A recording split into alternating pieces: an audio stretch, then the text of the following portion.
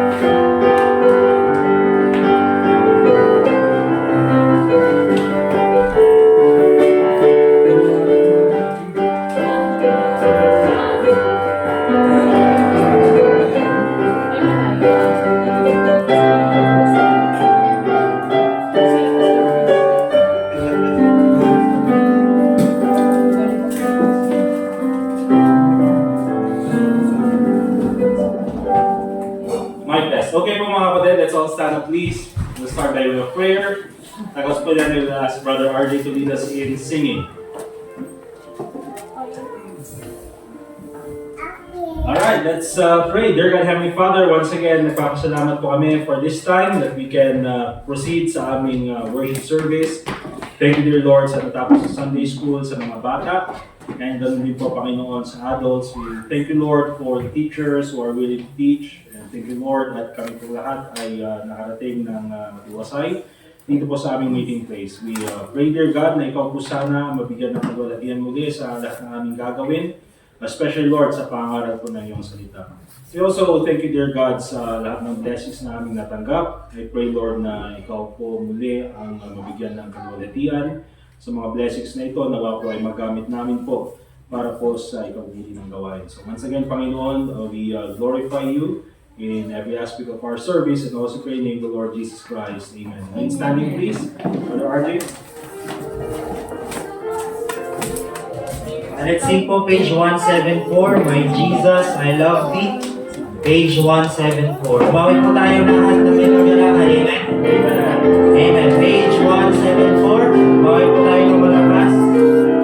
Page 174. My Jesus, I love Thee. On the first verse, all together now. My Jesus, I love Thee. I know Thou art mine. For He all the fullness of sin I resign. My gracious Redeemer, my Savior Thou art.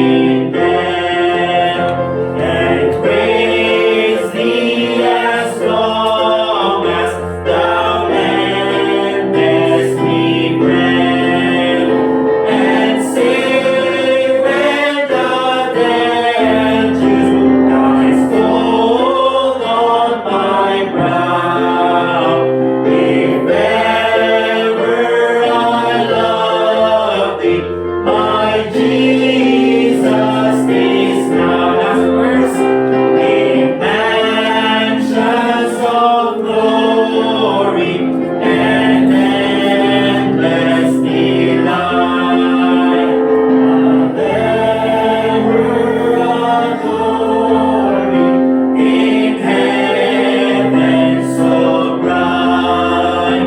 I'll sing with the glitter ring down on my brow. If ever I love thee, my Jesus, is now. Amen. You may be seated, mga kapatid. Kantahin naman po natin, Such Love, page 179. Such Love, page 179. 179. On the first verse, that God should love us sinners such as I, should yearn to change my sorrow into peace, nor rest till He had planned to bring me nigh. How wonderful is love like this! Such love, such wondrous love, such love, such wondrous love, that God should love us sinners such as I. How wonderful is love like this, that Christ should love so freely in the street, although it meant His death on Calvary.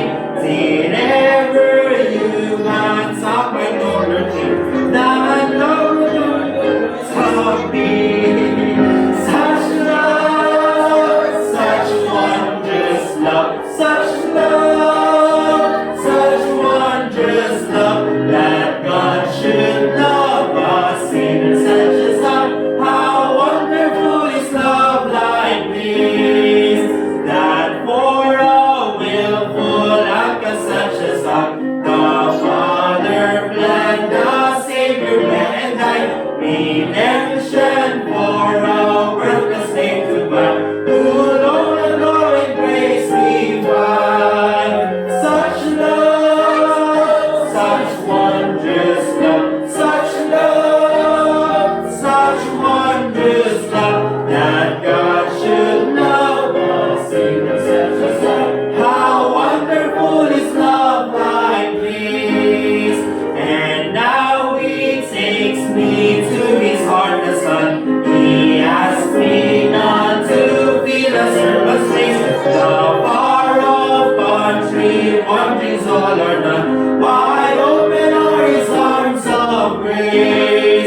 Such love, such wondrous love, such love, such wondrous love, that God should love us sinners such as I. How wonderful is love like this! Amen. Praise God, mga kapatid. Anong language yung kinanta mo kanina, brother? Mas maraming Manda na pag kasi song mga kapatid, tapos medyo naduling ka sa lyrics. Okay? But anyway, mga kapatid, we'll go ahead doon po sa ating mga announcements sa oras na ito. Unang-una, yung ating church anniversary is of course April 6, 2 weeks na lang. Okay, kaya ipag-pray po natin at mag-invite tayo ng mga makaka-attend doon sa ating church anniversary. Ganun din, later on this afternoon, we'll go out and invite people to church. Ang kinuha ko na lang is yung regular na invitations natin. So wala tayong afternoon service, nabibigay na lang tayo ng invitations doon sa neighborhood. Ganun din yung gagawin natin next Sunday.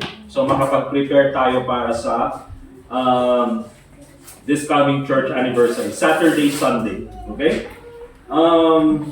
Also, April 17, doon sa main church natin, meron tayong sports fest. Good time na spend with the family. At the same time, spend nyo din kasama yung mga ibang members ng church. Maganda rin magpapawis. So, I think talagang mga volleyball, basketball, ano pa. Pero ang sinabi ko kasi sa church namin, yung mga sports namin, yung mga archery, yung mga ganun. Yung mga ang tawag doon, mga sosyal na mga diving, skydiving, mga ganun. Golf yung mga. So, yung ano lang pa rin golf. Alright, so maki-fellowship tayo doon. Okay, so I think ano yun, between, I think Thursday yun, yata yung start ng Holy Week. Okay. Also, April 28 to May 1, merong youth conference din doon sa ating main church. And this month is nandun na tayo sa 4th Sunday ng ating financial emphasis. So later on, we'll preach about financial management emphasis. Financial management emphasis. Okay?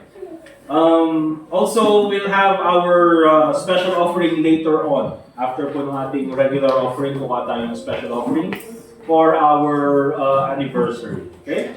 So yun po yung mga announcements natin this time. Also, birthday ni Diwar bukas. Anong taon na? Ha? Mag-8 years old na siya. Bukas yung birthday niya. So kantahan natin ng birthday songs. Okay. You stand up here so they can see you. Okay. All together. Happy birthday to you. Happy birthday to you. Happy birthday. Happy birthday. Happy birthday to you. Dahil lang hinag niya yung nanay niya, hindi ba? Kaya dapat yung birthday tatanga March, malapit. Sino yung mag-birthday ng March? Kasi nakantahan natin yung March pero sino yung malapit ng mag-birthday? Kasi siya 24. Okay, wala na? Okay, well. Ay, yung mga mag-anniversary. March 5 kami, alam ko. March 5. Okay. So, yun po yung ating mga announcements. Ngayon, we'll have one more song. And then after that, we'll proceed po doon sa ating preaching. Brother Archie.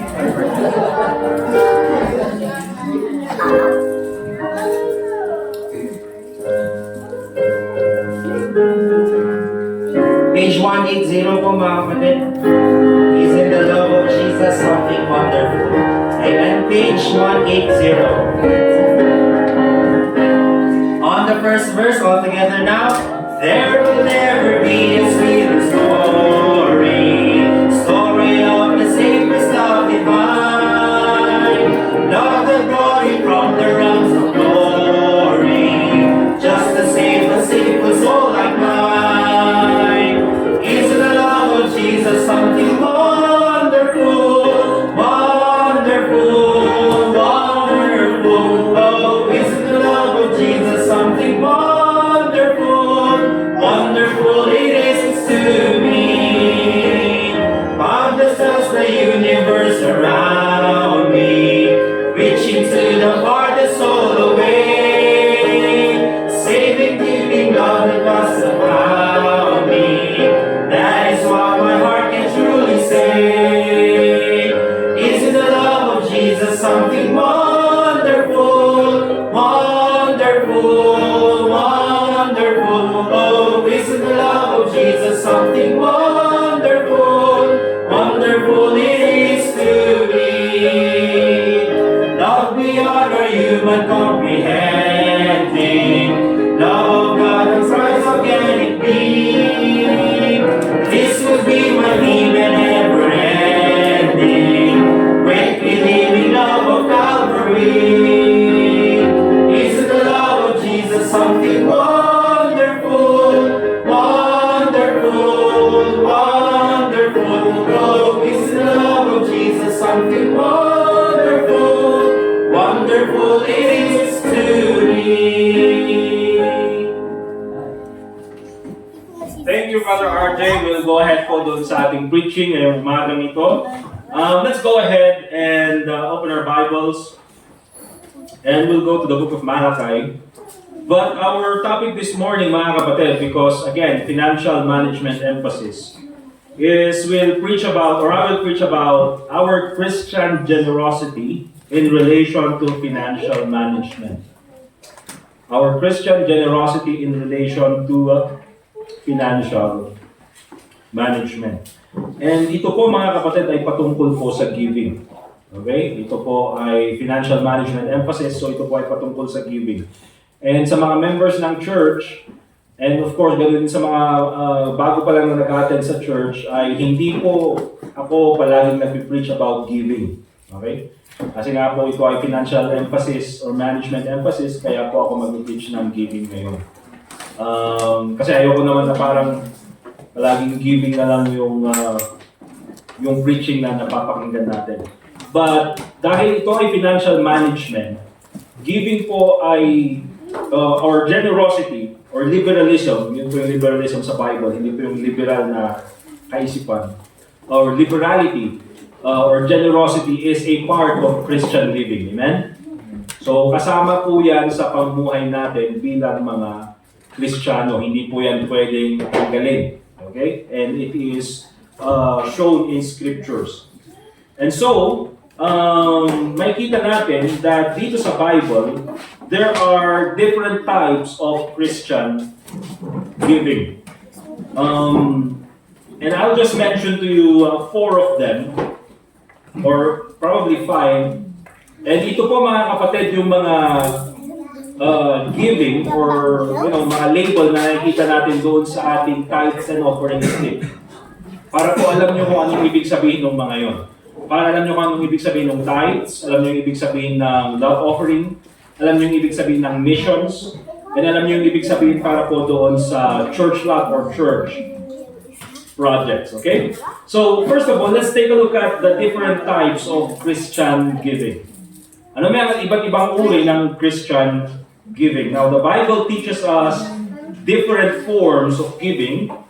At lahat po yan, mga kapatid, ay iba-iba po yung purpose, with a specific purpose. So, let's take a look at, first of all, tithes in Malachi chapter 3.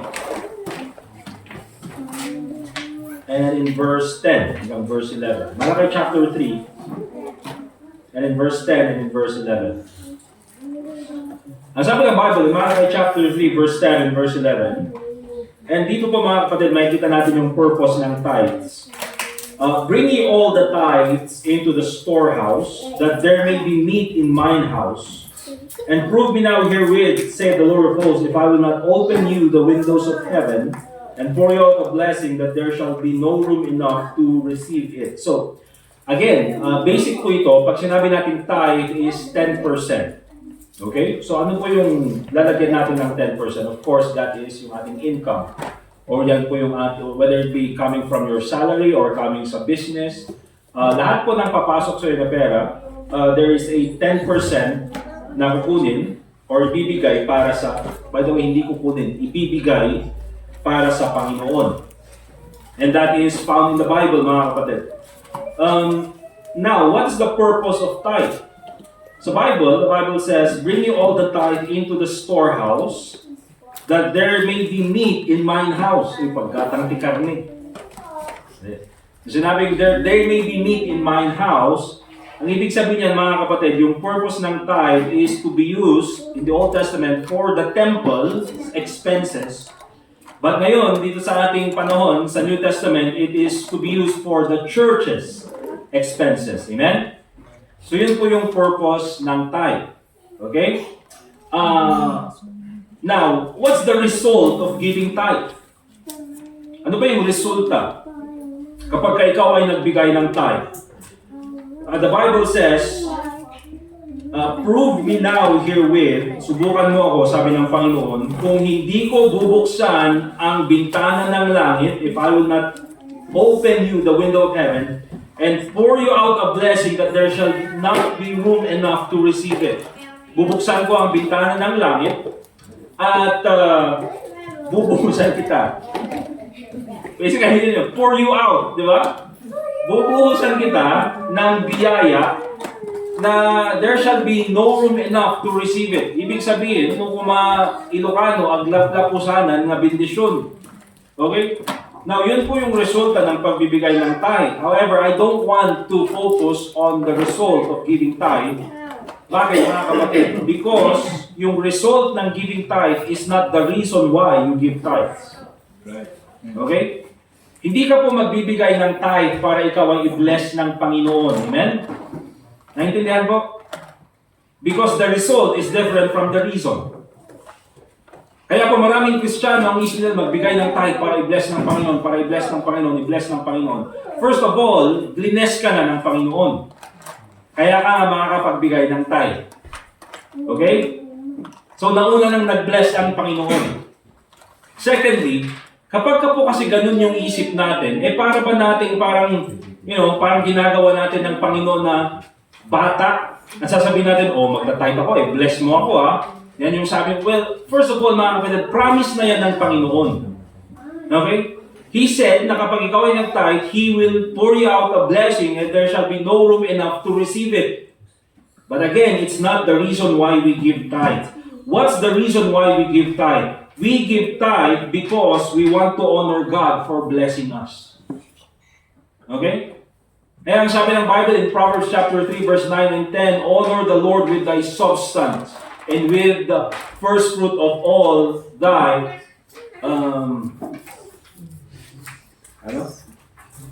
increase. Increase. Income kasi nasa wala nang income sa Bible. Increase. Income. Okay?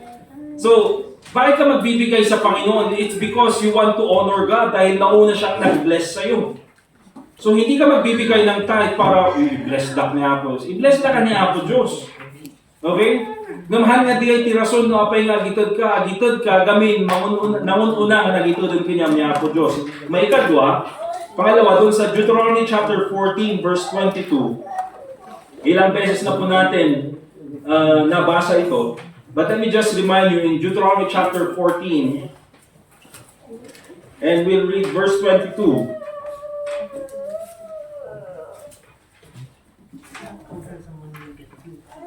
The Bible says in Deuteronomy chapter 14 verse 22, thou shalt truly tithe all the increase of thy seed.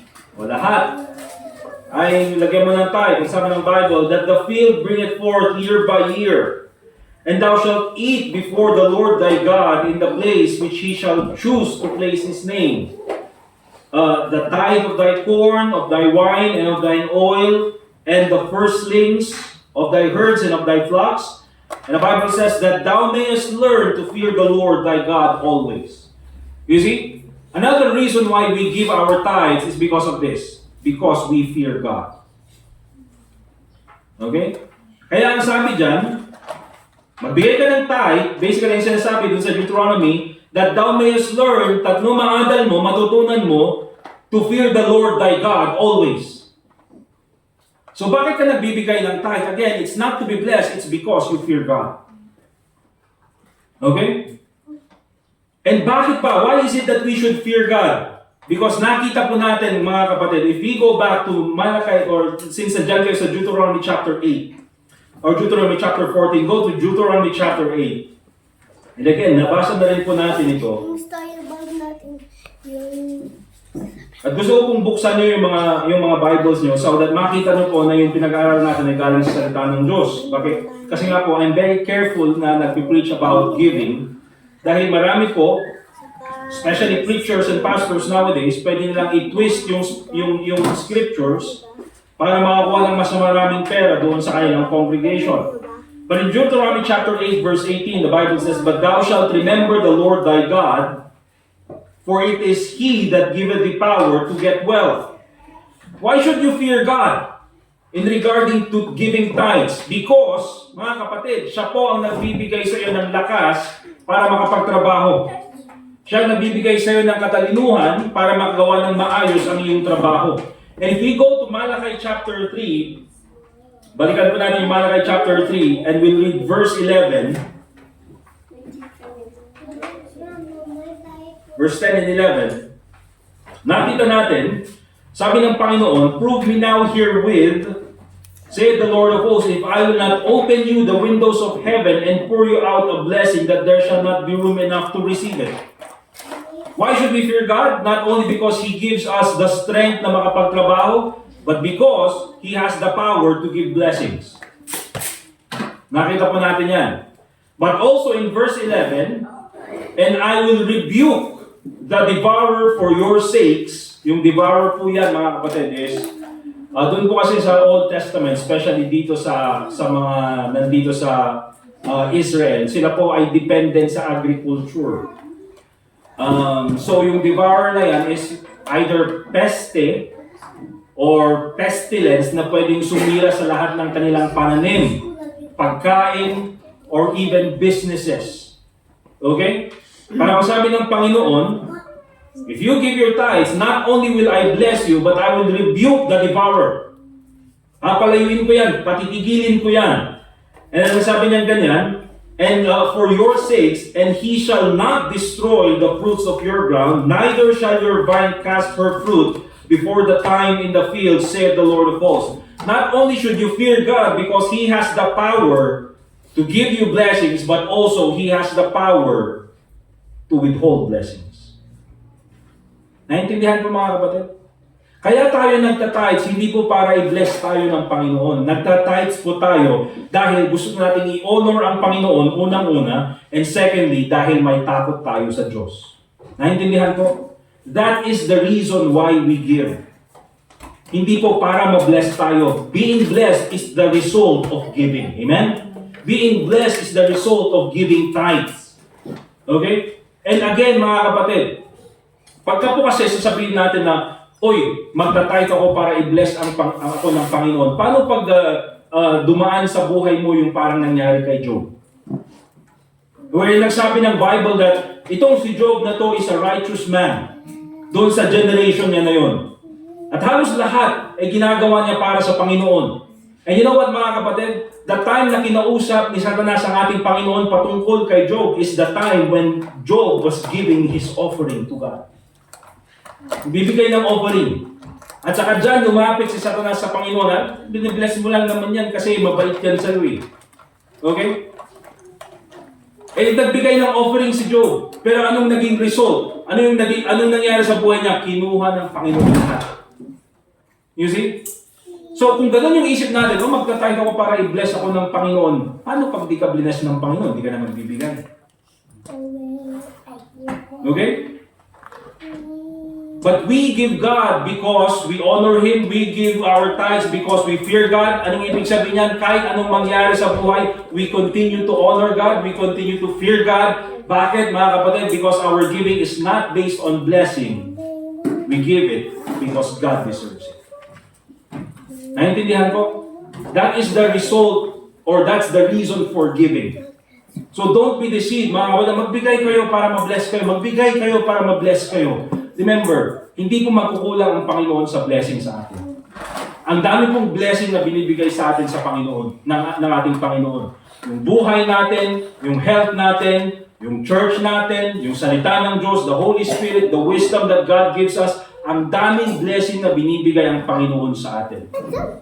Okay? So it's just good that we should honor God and we should fear God. So it's very good, mga kapatid, to give our tithes. That is the reason why we tithe. Okay? So yung missions naman po. Again, nandun tayo sa first part, the different types of Christian giving. When it comes to missions, let's go to Philippians chapter 4, verse 16 and 17.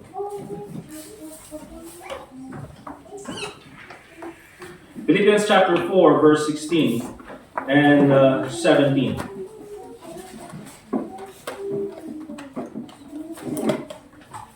Ang sabi ng Bible, Philippians chapter 4, verse 16 and 17. Sabi ni Paul, for even in Thessalonica, ye sent once and again unto my necessity. So itong si Apostle Paul, doon sa kanyang missionary journeys, nagpasalamat siya sa Philippian church at sinabi niya, nung ako ay nandun sa Thessalonica, sa mission field, nagpadala kayo ng isang beses. Pero hindi lang isang beses, and again. Unto my necessity. Kasi ako ay may pangangailangan. We have to remember, mga kapatid, the purpose of giving, okay, of giving missions, yung purpose po ng missions na yan, is so that we can support missionaries, spread the gospel around the world. Amen? Yan po yung purpose ng missions giving. Para po masuportahan natin yung mga iba't ibang missionary, dito man sa Pilipinas or even doon sa Southeast Asia or even in other parts of the world para po sila ay magkaroon ng pera nang sa ganun ay they'll be able to preach the gospel in different places. So yan po mga kapatid, yung purpose ng giving our missions fund. Okay? At hindi po yan ginagawa natin minsan lang. Probably for some, based sa kanilang pangangailangan, we give once. But in many of these missionaries na sinusuportahan natin, we send again and again and again and again. Kasi nga po, meron silang pangangailangan sa ministry. Okay? And so that's the purpose of giving. But what's the reason why we give? What's the reason why we give? Again, the reason why we give to missions, mga kapatid, is because we want to partner with other missionaries in spreading the gospel. Gusto nating maging partner na kasama ibang missionaries na ito sa kanilang pagpapalaganap ng Ebanghelyo. Okay? Anong ibig sabihin ng partnership, mga kapatid? Na hindi man tayo yung nandoon sa lugar na kung saan sila pumupunta, whether it be sa Pakistan or sa Cambodia or sa Vietnam or sa Ambaggio, sa Nueva Vizcaya, hindi man tayo nandun physically to share the gospel to others, but kahit na absent tayo, but with the amount of money na pwede natin itulong sa missionary, ay tayo ay maging kabahagi sa gawain na kanilang tinatrabaho doon sa lugar na yun. Now, hindi man tayo nag-share ng gospel sa mga tao, but at least nakatulong tayo para makarating yung missionary sa lugar na yan so that many people will be saved. Yan po yung ibig sabihin ng partnership, mga kapatid. We partner with others, we partner with other missionaries so that they can spread the gospel. That is one of the reasons why we give to missions. Another reason is this, because we want to be a blessing to the missionaries and to other believers. Okay? Gusto rin naman natin maging blessing sa mga missionaries, mga kapatid, na pumupunta sa iba't ibang lugar. Ewan ko sa inyo, mga kapatid, but yung magsimula po ng church or magsimula ng gawain, especially, for example, dito sa Baguio, nung simulan po namin itong church na ito, ay talagang mahirap po. Okay? Mahirap po because, of course, magsisimula ka sa kakaunting tao pa lang, hindi mo alam lahat yung pasikot-sikot ng ministry. So, mahirap. Even though ako ay nag-start doon sa syudad kung saan ako lumaki. Okay? Now, how much more itong mga missionary na pumupunta sa ibang lugar na wala silang kakilala and yung lugar na pinupunta nila is Buddhist country or Hinduist country or hindi welcome yung gospel pero andun sila kasama yung kanilang pamilya, walang kakilala, ang init-init ng panahon, hindi katulad sa Baguio City, okay? And minsan, poproblemahin pa kung anong kakainin, anong ipapakain sa pamilya. So, mahirap po para sa missionary. And so, ang gagawin po natin, kahit sa konting paraan, mga kapatid, doon sa pwede nating ipadala or ibigay na missions fund para sa mga missionaries na ito, is sana maging blessing or makatulong man lang nang sa ganun ay mas maging maayos yung kanilang pamumuhay sa lugar na kanilang pinupuntahan. Okay? And so that's the reason why we give doon po sa ating missions. Alright? So again, the purpose is for the spread of the gospel. Now, doon naman po sa ating care fund. So meron tayong care fund dito sa ating church. Okay? Now let's go to Acts chapter 4, verse 34. Acts chapter 4 and in verse 34.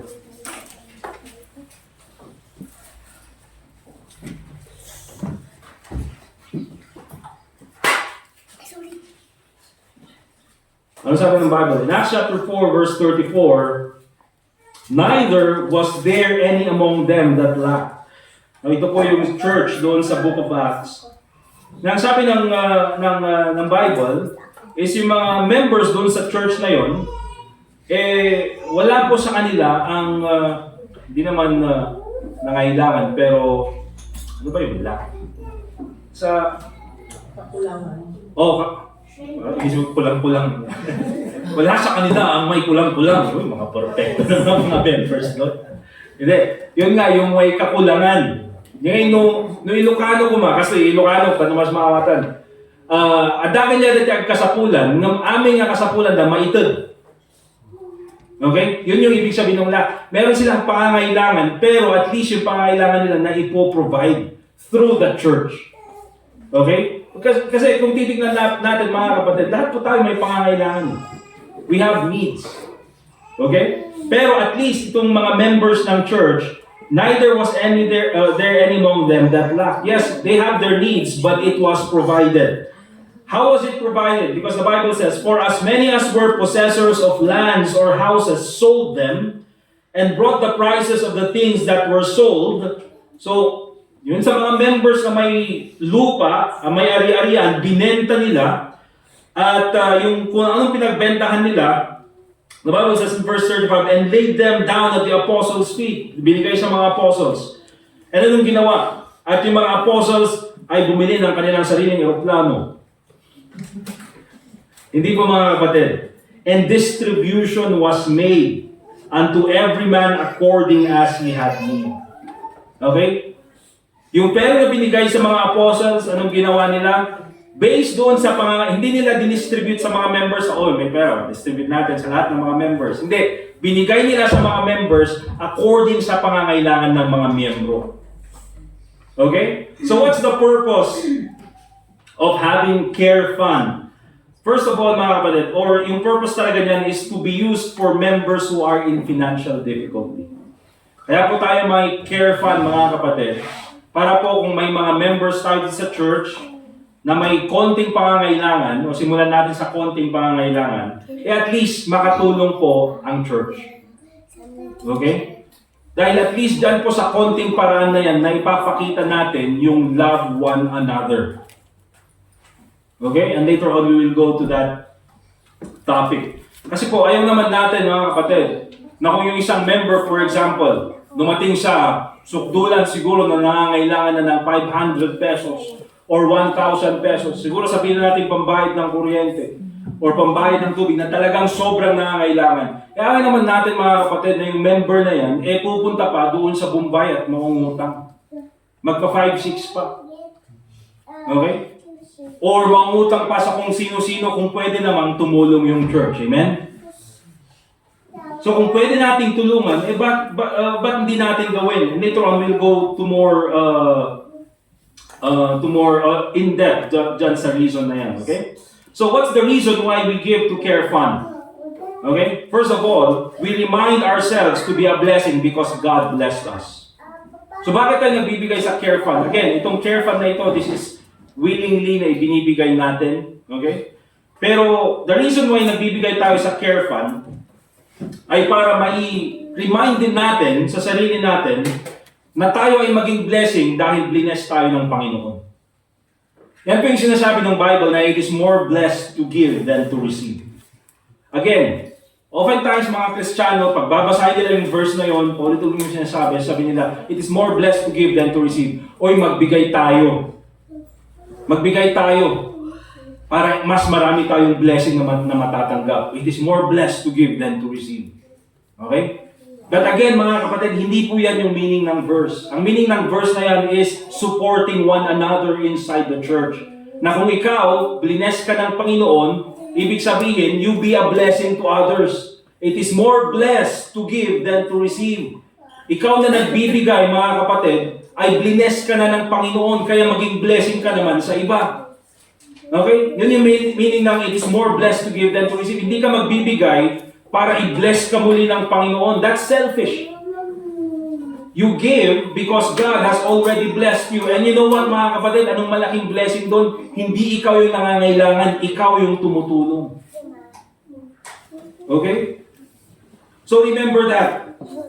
That's why we give sa ating Care Fund, not only because we remind ourselves to be a blessing to others because God blessed us, but also it is an expression of our love to other believers. At least mga kapatid, dyan po natin may papakita yung turo ng ating Panginoong Jesucristo to love one another. Amen? Mga kapatid, to love one another. Hindi po to love another one. Hindi po. To love. Huwag niyong babalik na rin yun. Turo ni Jesus Christ to love another one. Hindi, to love one another. Okay? Alright, so yan po yung Care Fund. Again, yung tithes, of course, yan po yung obligation ng bawat isang believer. Yung missions po, yan po ay depende doon sa commitment na ginawa nyo. Okay? Yung iba, missions giving nila is 500, 1,000, yung iba is 250. Depende po sa kung anong commitment na binigay nyo. Yung care fund po, willing po yan. Willingly, na kung ano yung gusto nyong ibigay, you can add dyan sa care fund na yan. Ito naman po yung love offering. Nakikita nyo doon sa offering slip natin, merong tithes, my missions, my care fund, my love offering. Let's go to 1 Timothy chapter 5, verse 17.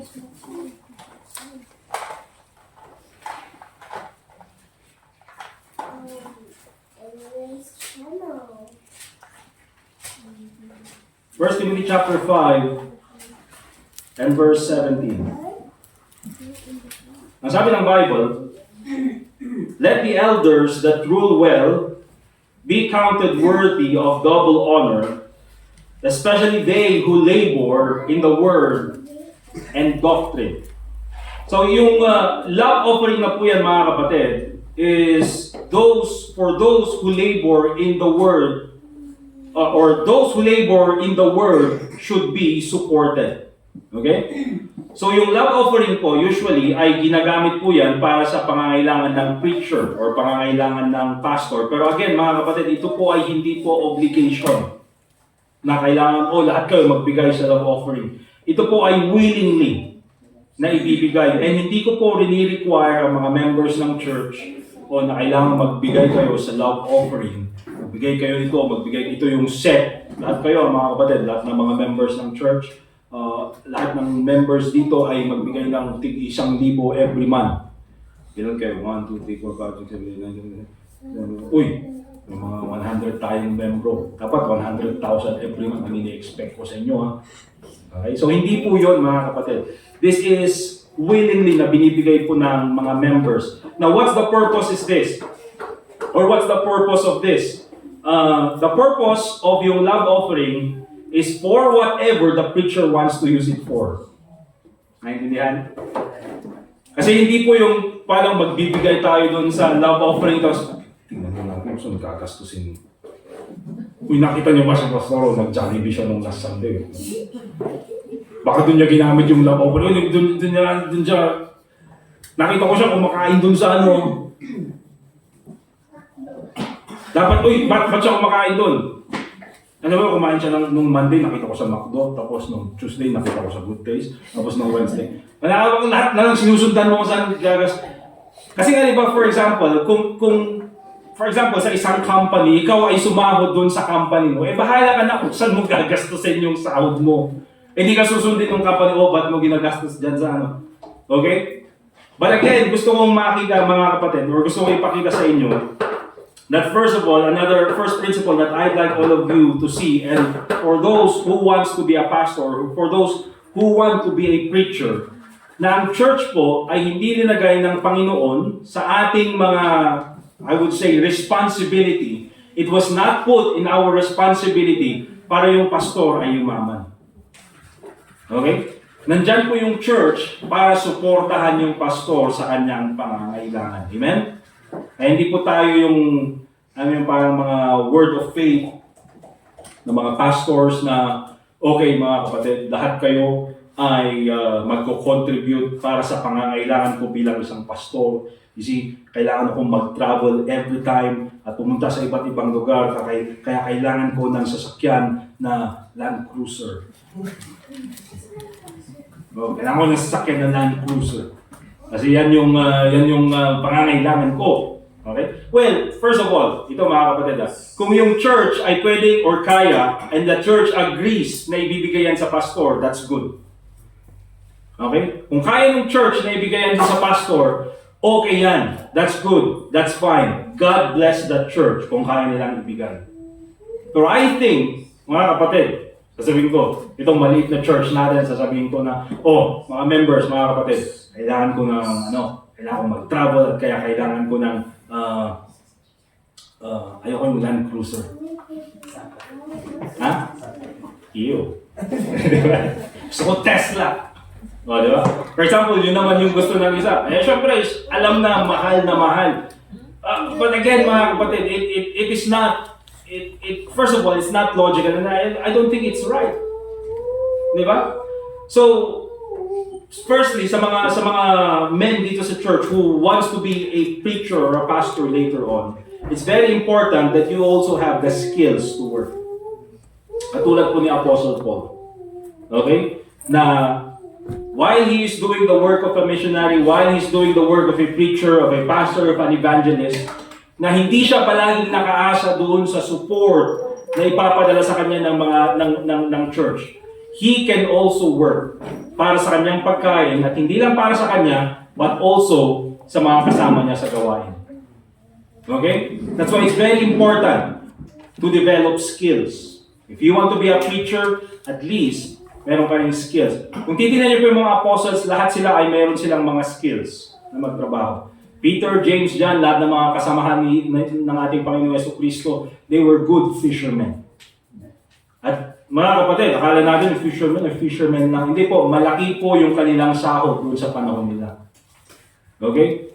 Tingnan natin, si Matthew is a tax collector. Magaling sa math, tama. Diba?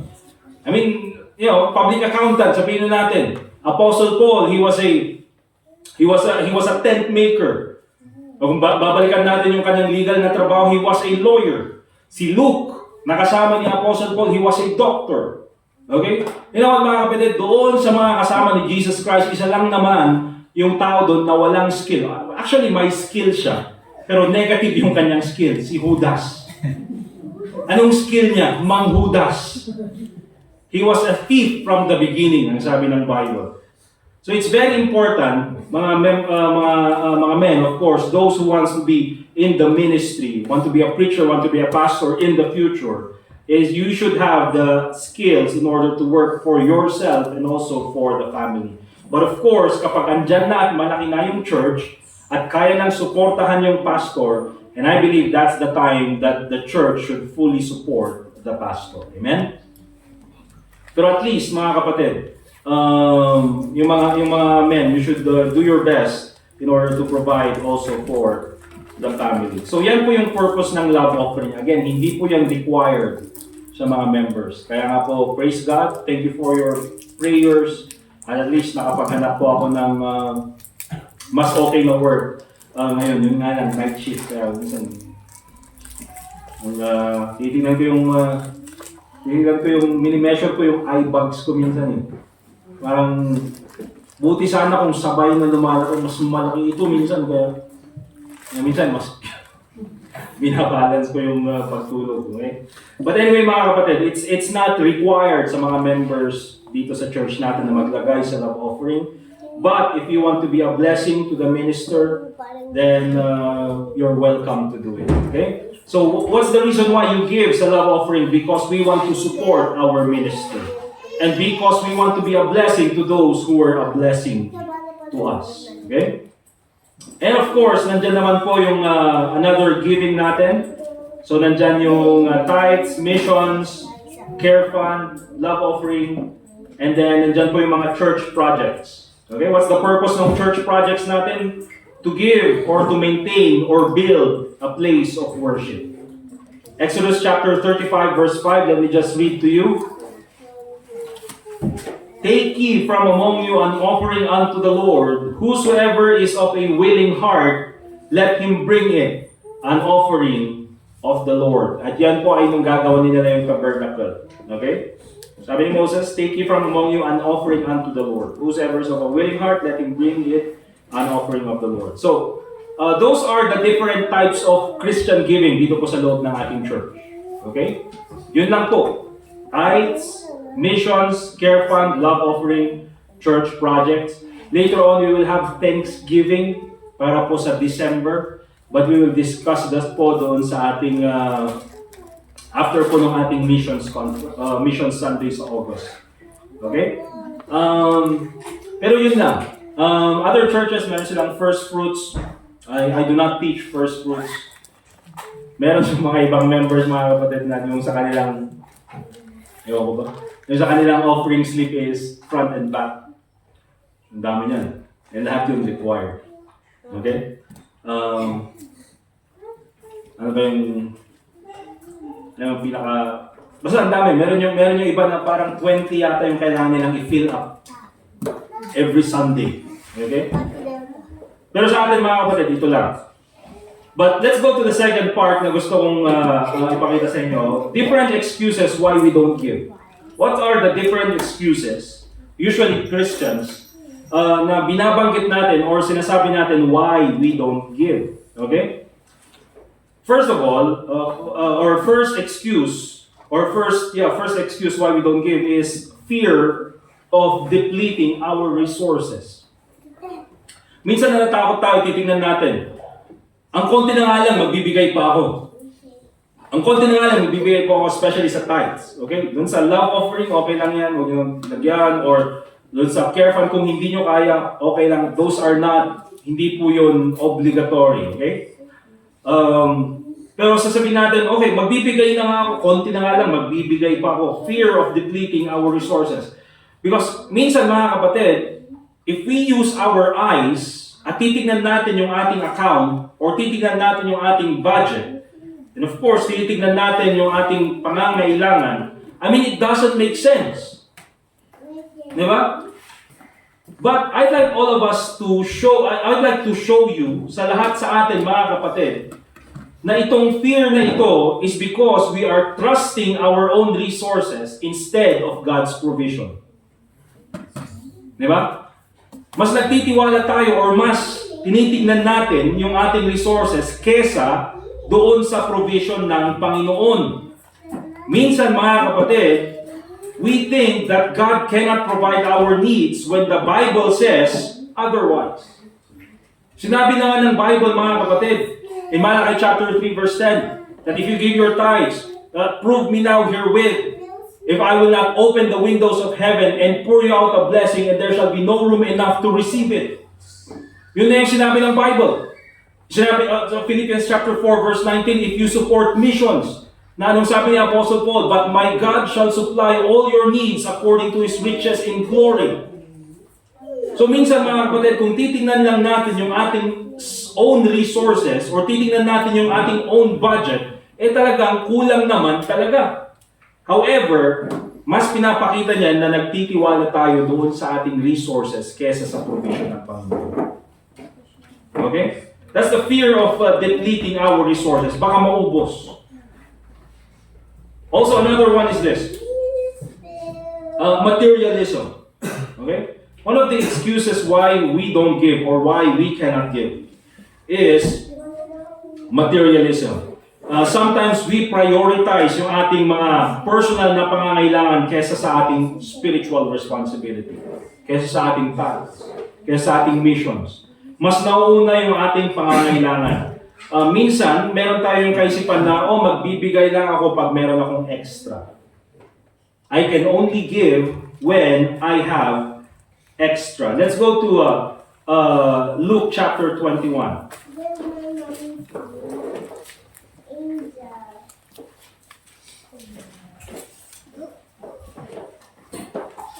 Luke chapter 21.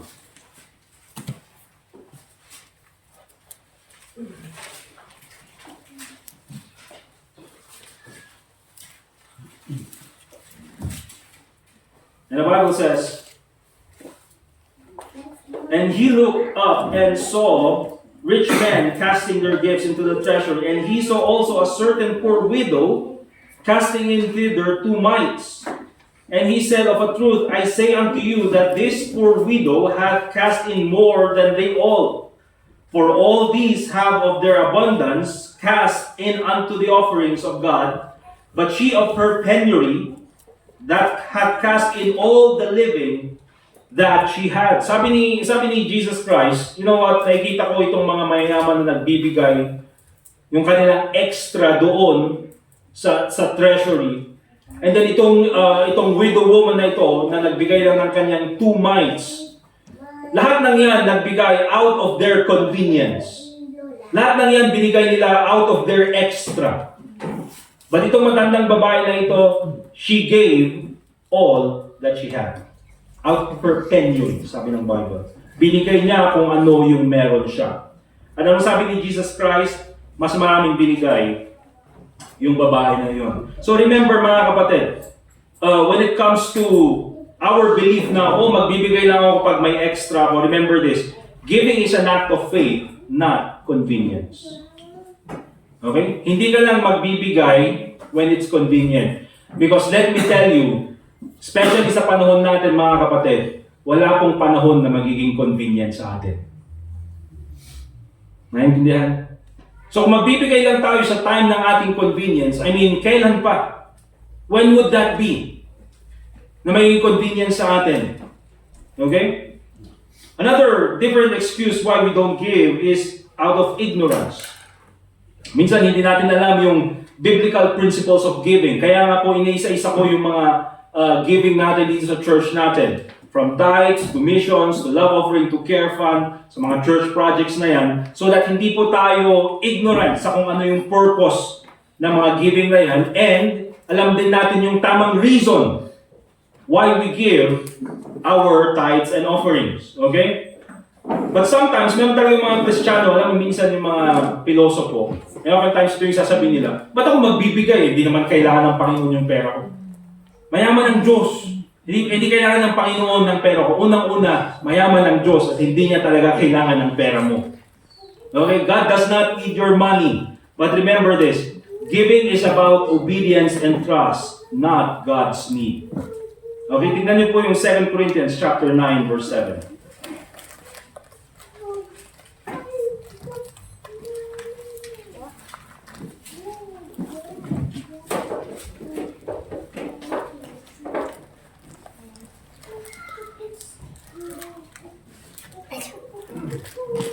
Second Corinthians chapter 9 and in verse 7, the Bible says, as it is for every man according as he purposeth in his heart, so let him give, not grudgingly or of necessity, for God loveth a cheerful giver. Remember, giving is about obedience and trust, not God's need. Wala pong kailangan ng Panginoon sa atin.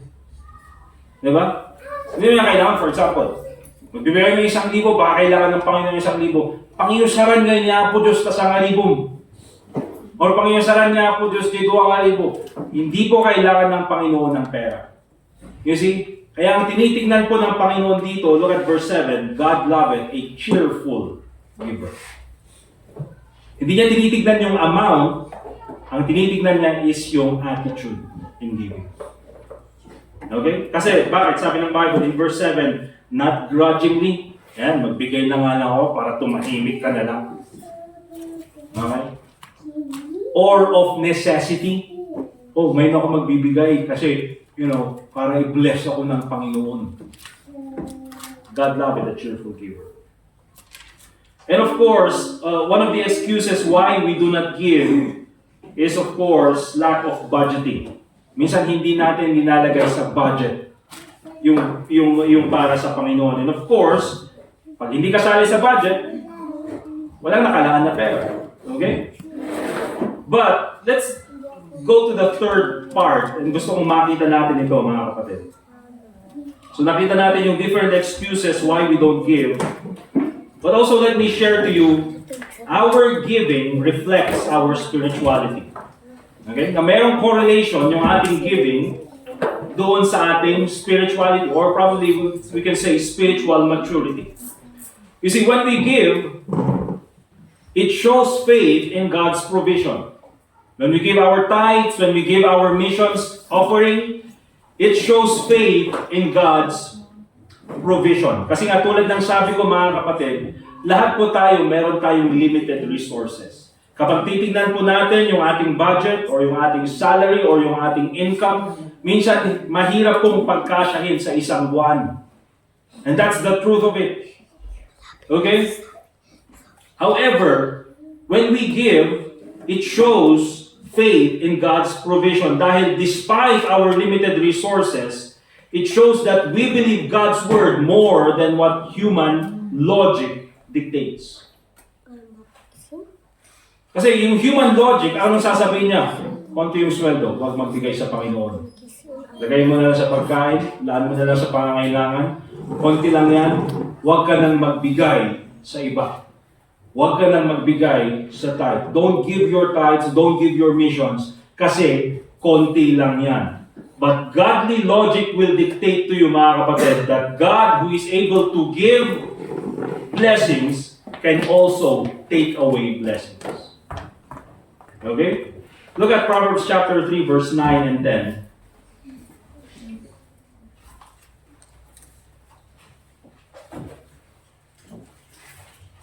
Proverbs chapter 3 and in verse 9 and in verse 10.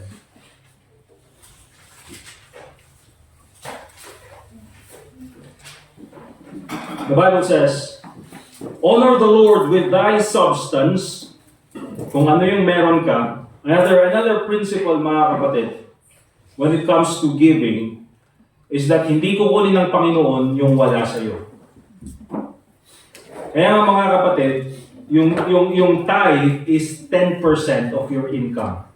Hindi kinukuha ng Panginoon yung 110%. Bakit? Because you don't have it. Ang kukunin ng Panginoon is kung ano yung meron ka. So if you have 10% of your income, you have that. Okay?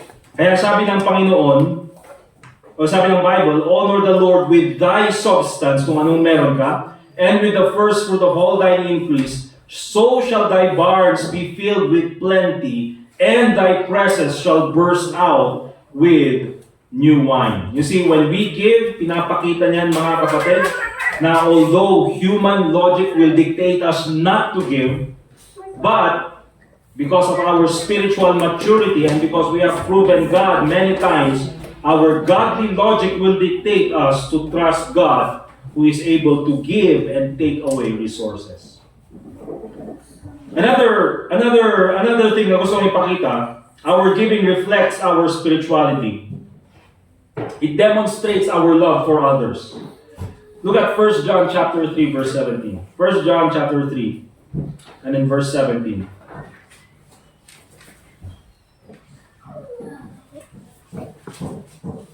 Ang sabi ng Bible, in 1 John chapter 3, verse 17. But whoso hath these words good, okay, these words, ibig sabihin, yung finances, but whoso hath these words good, and seeth his brother have need, diba? Meron kang kakayahan, meron kang pera, at nakita mo yung kapatid mo sa pananampalataya, may pangangailangan, ang sabi ng Bible, and shutteth up his bowels of compassion from him. Yan, di ba, pagka meron tayo ay naaawa, parang, alam niyo, dito yung effect, bandang tiyan, dito sa puso. Di ba? Naawa kang ganyan, parang, nakakaawa naman. Alright? Pero minsan talaga, meron yung mga tao, even Christians sometimes, nakita niya yung kanyang kapatid sa pananampalataya, may pangangailangan, pero imbis na tulungan, pinigilan niya yung kanyang sarili. Shutted up his bowels of compassion from him. Okay? How dwelleth the love of God in him? Paano sasabihin na itong tao na ito may pag-ibig sa Diyos? Kung yung sarili niyang kapatid na nakikita niyang nahihirapan, naawa na siya, pero pinigilan pa niya yung kanyang sarili para tumulong. And so, dyan po mga kapatid, that's why we also give dyan sa ating care fund, because nakikita po natin yung, especially sa mga age natin, 30 plus. Ewan ko, sino yung malapit mag-40. Di ba? Marami sa atin ay pare-parehas yung age and pare-parehas din yung mga pinagdaraanan. And so we understand that and nakikita po natin yung pangangailangan ng bawat isa. And so kung kayang tulungan ng church, why not? Okay? And by the way, yung care fund na yan, binabasa po natin sa pangangailangan ng bawat isa. Alright? Of course, wag po tayo na, for example, tayo nagbibigay sa care fund, di ba? Kung nagbibigay ako sa care fund, tagal ko nagbibigay sa care fund, di ko ba natitikman yung care fund na yan? Ano ako kay pastor, baka pwede siyang magbigay sa akin. Unang-una mga kapatid, kung hindi mo kailangan yung care fund, praise God. Kasi hindi ka na kailangan. Alright? At sana wag mong sabihin na, siguro, Apo Diyos, sige man tanong, patasok mo man, ramanak man, the care fund. Okay? Ay sus, no basta panunod mo, baka sa balibay. Okay? Baka nadagdag sun dito dinyam ni Apo Diyos. It demonstrates love for others. Not only our giving reflects our spirituality, but also ito, very important, it reveals our priorities. Whatever we value, whether we value God or money. Okay, let's go to Luke chapter 12, verse 34. It reveals our priorities.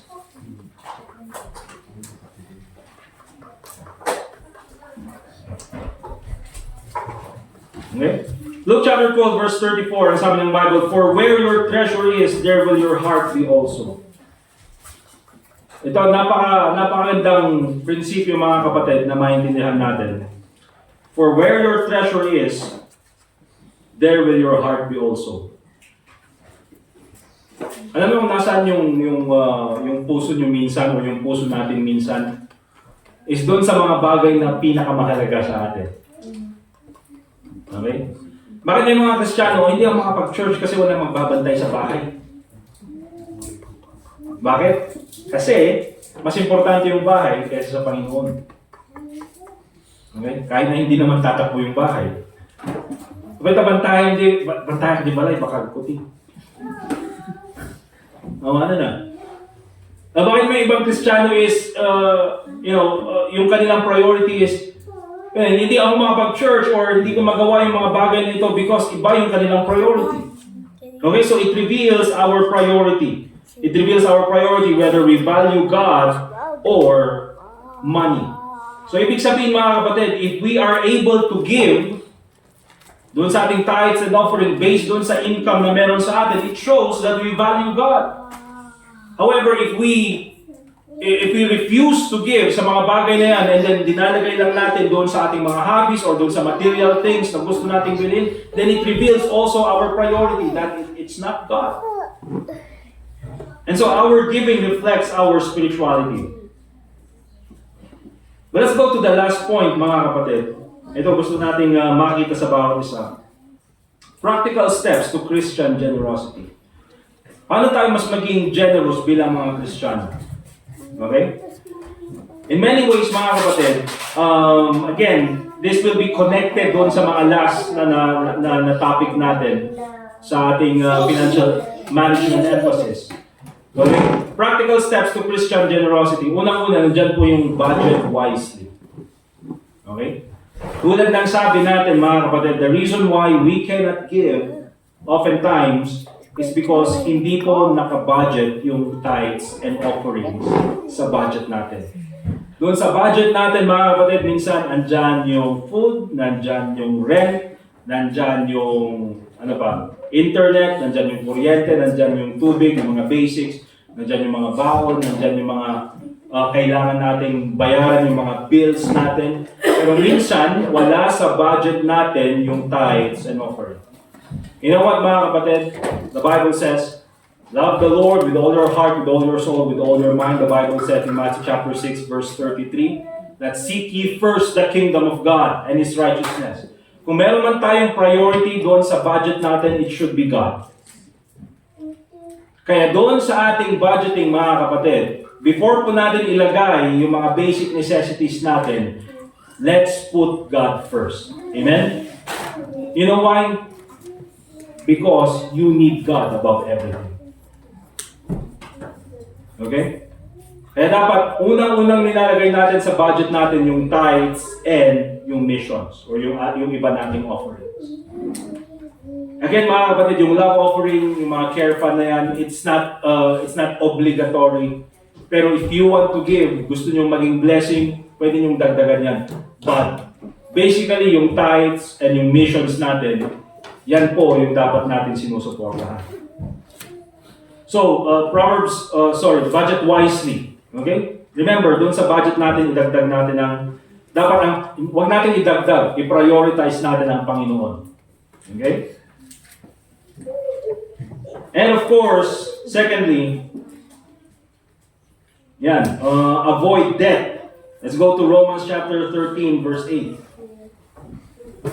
Iwasan natin ang utang. Minsan hindi lang makapagbigay kasi nga, of course, kailangan bayaran yung Shopee. Di ba? May naka-assign na yung para sa Shopee. Or naka-assign yung para sa Lazada. Or naka-assign para dun sa, ano ba? Shein. Shein daw, hindi Shein. Tinatawanan ako ng isang minsan. Ba't Shein? Ano ba? Shein. Okay, Shein. Okay. So yun, the Bible says, "Owe no man anything but to love one another, for he that loveth another hath fulfilled the law." Minsan yung, if we have financial freedom, o kung wala tayong debt, it allows us to be more generous when it comes to giving. And totoo po mga kapatid, hindi tayo makapagbigay sa iba, hindi tayo makapagbigay sa gawain ng Panginoon because we have so many things to pay. Okay? Ito pa, very important, trust God. If we are going to give, if we are going to be generous, magtiwala tayo sa Panginoon. Give in faith, believing He will provide. Tandaan nyo ito mga kapatid. We believe in John chapter 3 verse 16. Amen? Amen ba? Say amen if you believe in John chapter 3 verse 16. For God so loved the world that He gave His only begotten Son, that whosoever believeth in Him should not perish but have everlasting life. Do you believe that? Amen. Naniniwala kayo that if you believe in the Lord Jesus Christ, you will no longer go to hell. Amen? At meron ka ng everlasting life. At ang ibig sabihin nun, hindi mawawala ang kaligtasan. Amen? We all believe that. But sometimes hindi natin mapaniwalaan yung Philippians 4:19. But my God shall supply all your needs according to His riches in glory in Christ Jesus. Minsan hindi natin mapagkatiwalaan or hindi natin pinapaniwalaan yung Malachi chapter 3 verse 10. Prove me now herewith, said the Lord, if I will not open up the windows of heaven and pour you out of blessing, and there shall be no room enough to receive it. Minsan din natin pinapaniwalaan yung Deuteronomy chapter 8, where the Bible says, it is He who giveth the power to make wealth. Diba? Anyway, tayo sa John 3:16, but we don't believe all those other verses. Okay? So, magtiwala tayo sa Panginoon. The same God who wrote John 3:16 is the same God who wrote all the Bible. Amen? So, magtiwala tayo sa Panginoon. Minsan, tinitignan natin yung resources natin ay talagang limited. But remember this, hindi kukunin ng Panginoon yung wala sa iyo. Alright? Subukan natin magtiwala sa Panginoon. Hindi ba meron yung times talaga minsan na diba, hindi tayo nagbigay, we did not give our tithes, and then titignan natin, parang, akala natin binudget natin ng maayos, pero ba't biglang nawawala? Hindi natin alam kung saan napupunta. Kasi may nagkasakit, kasi may biglang, extra na gastusin, or may emergency na gastusin. You know what's happening there, mga kapatid? That is God taking away your resources. But when we give our tithes, when you give your tithes, tingnan mo, kahit na minsan, alam mong limited, pero nakikita mo, in the end of the month, in the end ng cut-off, meron pa rin natitira. You know why? Because God is the one who provides. Okay? So trust God. You know ba, very important, be consistent. Okay? When it comes to giving, one of the things na kailangan natin gawin is to be consistent. Every cut-off, every time na mayroong matatanggap na pera, we have to be consistent. It is very important to develop the habit of regular giving. Let's go to 1 Corinthians chapter 16, verse 2. 1 Corinthians chapter 16, verse 2. Anong sabi ng Bible? Upon the first day of the week, Sunday, let every one of you lay by him in store, as God hath prospered him. Paano ka blines ng Panginoon? That there be no gathering when I come. Ito po ay patungkol sa Corinthian church na gusto nilang tulungan yung mga members sa Jerusalem church dahil sila ay naghihirap. So ang sabi ni Apostle Paul, upon the first day of the week, sa Sunday, lahat dapat nakaprepare na yung mga offering nyo, as God hath prospered you. So, depende sa kung anong blessing sa'yo ng Panginoon. Para pagdating ko dyan, hindi nyo na kailangan mag-gather. Okay, kukunin ko na lang at dadalhin ko doon sa Jerusalem. But again, that is why we give on the first day of the week. Amen? Every Sunday, maging consistent po tayo sa pagbibigay. Every time na meron tayong cut-off, let's do our best na i-separate po yung ating tithes and magbigay tayo ng budget para sa missions so that we can give it sa Sunday. And here's the thing, mga kapatid. Sabi ng isang preacher, when it comes to giving, give until it hurts no more. Dahil totoo po, first time, when you try and give at naka-budget yung para sa Panginoon, parang ang sakit, 10% ng income wala. Missions, wala. Pero later on, as you are being consistent and habang nakikita mo yung blessing ng Panginoon, it will no longer hurt. So give until it hurts no more. Okay? So be consistent. Just be consistent when it comes to your giving. And of course, be cheerful. Ito po yung last. Let's go to 2 Corinthians 9:7. Dito po tayo magtatapos.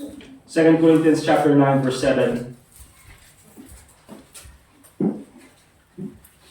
Nabasa natin ito kanina, ang sabi ng Bible, every man according as he purposeth in his heart, so let him give, not grudgingly, and inuumot, or of necessity, for God loveth a cheerful giver. Si marami pong mga Kristiyano, they have the ability to give. They give, but not with a cheerful heart. Yan. Bigay mo na para tumahimik. Tell mo, tell na. Well, the reason why is some have forgotten the reason why they give. Akala nila they give because it's a burden. But again, mga kapatid, the reason why meron kang income is because God blessed you. Some are giving out of fear of being embarrassed. May mga iba na magbibigay kasi baka ipahiya tayo ni pastor or ipahiya tayo ni preacher. And I know mga kapatid na meron po talaga mga churches na nakakahiya mga aminin or even some Baptist churches minsan mga kapatid na kaya nilang ipahiya yung kanilang members pag hindi nagbigay ng tithes. Okay? Tingnan nyo sa screen mga kapatid. Ito po yung mga hindi nagbigay ng tithes. O ito po yung mga hindi nagbigay ng commitment. Mga kapatid, hindi po yun kwento. Totoo pong nangyayari yung mga yun.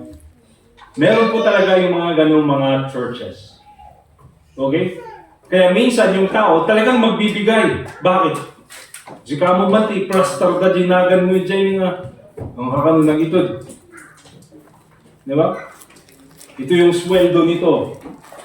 Kaya ito yung pastor, alam nila lahat. Ito yung sweldo nito. Hindi siya nagbigay. Nagbigay siya pero kulang. Okay? And so meron talagang ganyan. And I think mga kapatid, that is very manipulative. Bakit? Of course, magbibigay na yan, hindi dahil out of a cheerful heart, pero dahil sa takot na siya ay mapahiya doon sa congregation. And ayaw ko mga kapatid, ayaw ko na yung mga members ng church ay magbibigay dahil sila ay natatakot. Nakakatakot, nakakaya kay pastor, or nakakatakot sa pastor, baka ipahiya tayo. Sayang naman mga kapatid, pag nagbigay tayo, or pag hindi man kayo nakapagbigay, huwag kayong mahiya sa akin, mahiya tayo sa Panginoon. Ayaw ko na parang mas takot kayo kay pastor kaysa sa Panginoon. Nya kay Ramido. Ang kayo nandito, nya kay pastor. Shakti mang... hindi nagbigay, no blessing for you. Hindi ko kaya yun mga kapatid. Ang Panginoon ang may kaya yun, hindi ako. Some members, they do not give with a cheerful heart. Bakit? Because they are giving with the wrong motive. Bigay tayo para i-bless tayo ng Panginoon. Hindi ka bless ng Panginoon. Ay, peke, scam. Hindi po mga kapatid. Sometimes sasabihin nila, well, at least, kahit na hindi sila cheerful, at least they're still giving. But here's the thing mga kapatid. Kung yung pera lang ang habol ng Panginoon, or yung pera lang ang habol ng church, probably yun yung isipin natin, sige, magbigay sila kahit it's not a cheerful heart, at least they are giving. But that's not the thing mga kapatid. If we're only interested in money, then probably ganun yung kaisipan natin. But remember this, God loveth a cheerful giver. God is not interested in the money, God is interested in the heart of the person. Kaya ugaliin po natin mga kapatid, na pag tayo ay magbibigay, we do it because we love God. Amen? God loves the cheerful giver, not the money. God loveth a cheerful giver. Kaya po, those are the things that we need to do mga kapatid nang sa ganun tayo po ay maging generous when it comes to our Christian giving. Budget wisely, idagdag ang Panginoon sa budget, avoid debt of course, magtiwala tayo sa Panginoon. Ang Panginoon na nagsulat ng John 3:16 ay siya rin yung nagsulat ng buong Bible. Be consistent. Give until it hurts no more. And of course, be cheerful.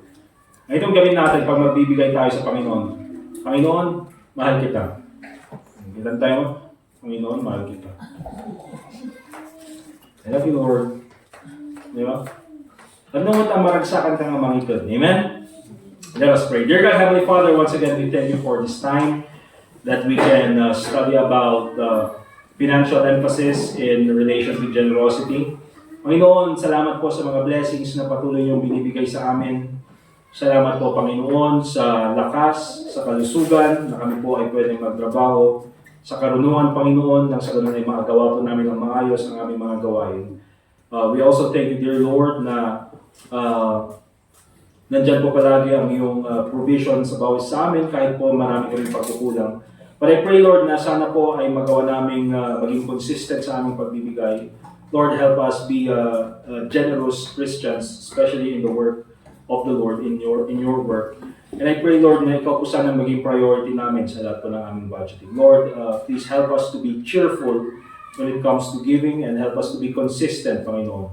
Lord, I pray na ikaw po sana ang patuloy na maging gabay sa bawat sa amin as we continue on in our service. And nawa po, Panginoon, ikaw lang po ang bigyan ng kalwalatian sa lahat ng aming gagawin. Lord, once again, we thank you for this time that we can study your word.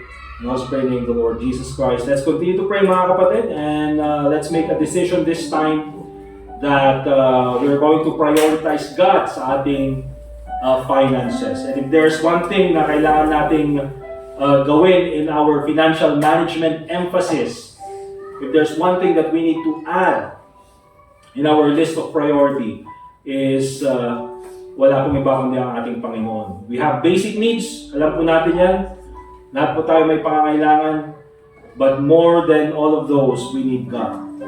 Kaya sige po, let's continue to pray and let's make a decision this morning.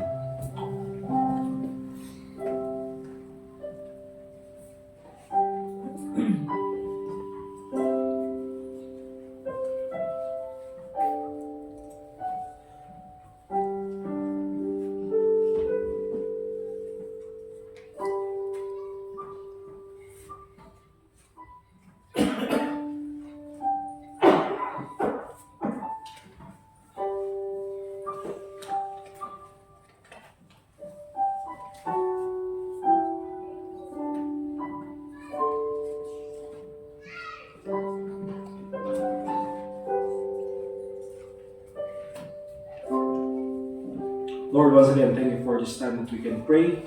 Lord, thank you for each commitment na ginawa ng bawat isang member. Lord, once again, I pray na ikaw po sana mo ipag-usap sa bawat sa amin through the Holy Spirit. If there are doubts in our minds, Panginoon, I pray, Lord, that you will enlighten us with your word, that you will enlighten us with the Holy Spirit. And tulungan mo po kami, Panginoon, na maging mabuting Kristiyano. Lord, help us in our struggles of life. Lord, I pray that you bless each and every believer this morning. So once again, Panginoon, ikaw po sana ang patuloy na magbigay ng biyaya sa bawat sa amin.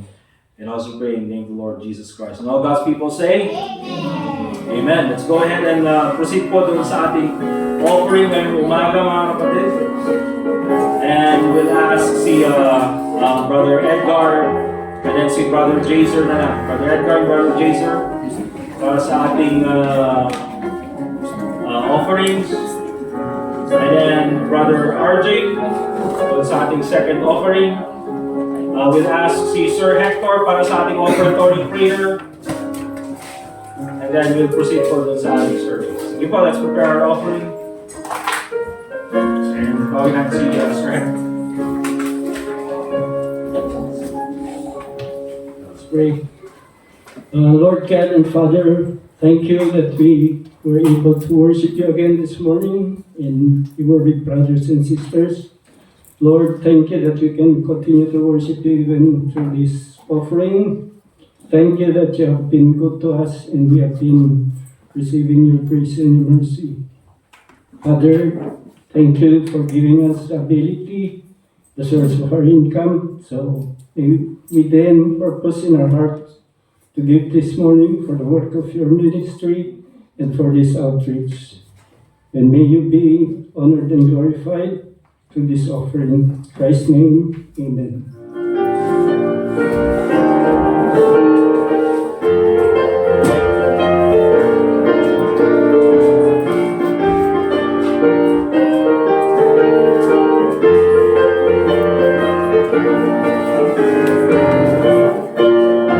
Alright, kung naman po para sa ating church anniversary, again, yung extra lang po.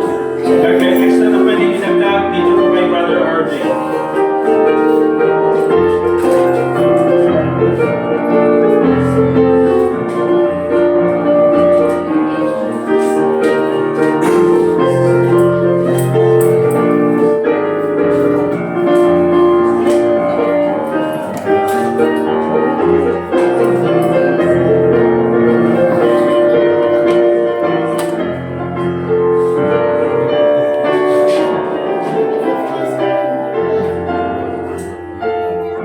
Alright, so let's go ahead and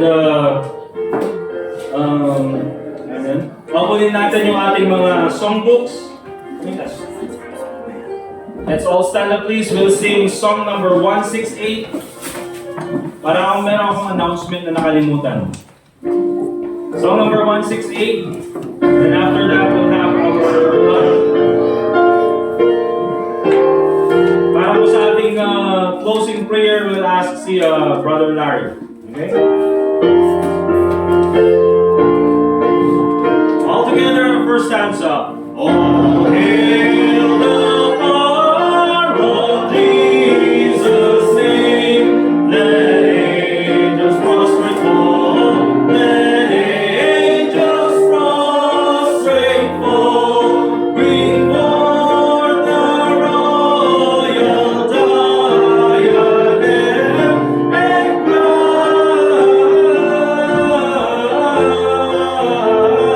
him. Crown him, crown him, crown him, and crown him Lord of all. Okay, switch song. Doon tayo sa song number 167. Taas-taas para nun. Kaya para mas mababa. Kaya yung kinakanta ng mga normal na Kristiyano. 167. All together. All hail the power of Jesus' name. Let angels prostrate fall. Bring forth the royal diadem and crown him Lord of all. Bring forth the royal diadem and crown him Lord of all. Third stanza. Let every kindred, every tribe on this terrestrial ball to him all majesty ascribe and crown him Lord of all. To him all majesty ascribe and crown him Lord of all. Last stanza. Oh, that with yonder sacred throne we at his feet may fall. We'll join the everlasting song and crown him Lord of all. We'll join the everlasting song and crown him Lord of all. Amen. Meron pala tayong isang bisita doon, si Ariel, di ba? Ariel. Ariel? Arian. So, Arian, dadya yung anak ni Sister Juana. So thank you na naka-attend kayo ito tanghali sa Thank you very much. Okay, kararat tayo. Thank you, Diyos Ama, kada iti saong nga kami naadal, panggap iti panangitid, kada si kakadi Diyos Ama, ti tutuloy nga mga bendisyon, ti tunggang mesa kada kami, kada dakadimudla nga bendisyon natin nga kami man panagsina-sina, kada dalay subli man nakadito iti sa marunong nga ang kami aramigan, iti datoy agdama da tunay. Diyos Ama, thank you. Daka nga amami, daka Diyos ni nga naayat, na nangaasi ka na kami. Nagatimanting kami dapat ng kararating ka, tinagatak mo ni Jesus. Amen. Amen. Thank you,